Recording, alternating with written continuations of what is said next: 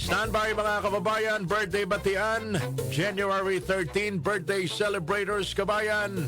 Susunod na, standby! Batiin na natin sila kabayan para kainan na. Maligayang kaarawan.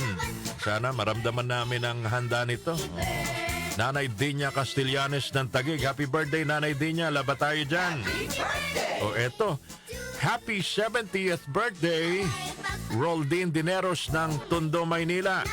Dineros family of Tondo, Maynila. Birthday po ni Caroldin. Vanji Tapalia, maligayang kaarawan Nanay Vanji. Happy birthday din kay Fesi, Nanay Fe. At kay Irene Roca, maligayang kaarawan Nanay Irene.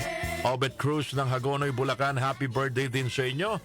At kay Minya Javier ng Hagonoy, aba, sana'y maramdaman natin ang kanilang mga handa, lalong-lalo na kay Dinya Castellanes at kay Minya Javier.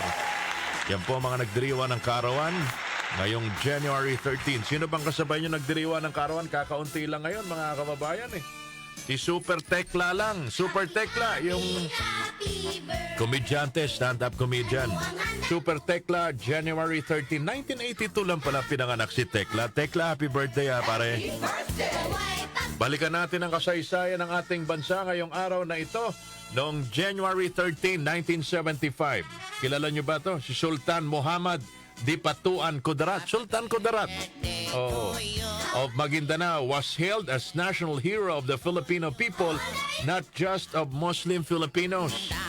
Following letter of instruction 126, which then President Ferdinand Marcos issued in September 1973, Sultan Kudarat commemorative stamps were presented to the descendants of the hero to help highlight Muslim Filipinos' contribution to the Philippine struggle against 400 years of foreign domination. Ngayon pala yun mga kababayan, pinagtibay, ginawang national hero ng ating bansa, si Sultan Kudarat.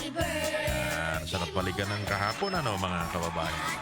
Mga panahon na masaya pa ang buhay, kahit mahirap ang buhay noon. Masaya, kaunti lang ang stress, hindi gaya ngayon. Pag nanood ka lang ng TV, nakinig ka lang ng radyo sa mga balita, stressful na kagad. Paglabas mo ng pintuan ng bahay mo, stress na naman. Kaya maging positibo lang ho tayo mga kababayan ha. Positive thinking para hindi maapektuhan ang ating mental health. Mahalaga po yan. Bawasan kaunti yung mga pag-iisip ng kung ano-ano. Sige, basta mahalaga, meron ho tayong